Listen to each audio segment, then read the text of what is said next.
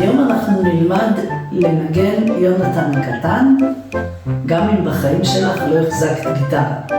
קודם כל הסבר קצרצר על הגיטרה. יש לנו פה קנה או צוואר. כל משבצת פה נקראת שריג. שריג 1, שריג 2, שריג 3. יש לנו את שלושת האצבעות האלה שאנחנו משתמשים בהן לשלושת השריגים הראשונים.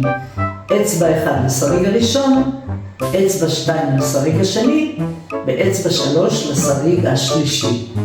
למתרים יש שמות.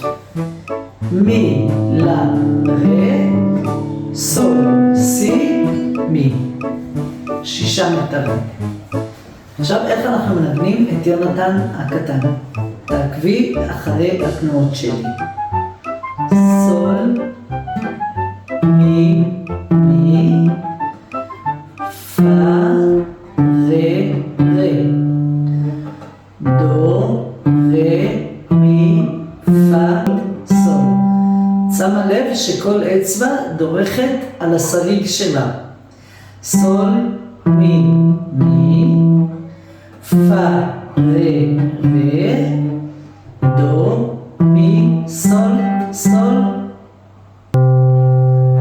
רה, רה, רה, רה, רה, מי, פה, מי, מי, מי, מי, מי, פה, סול, סול, מי, מי, פה, רה, רה, דו, מי, סול, סול, דו.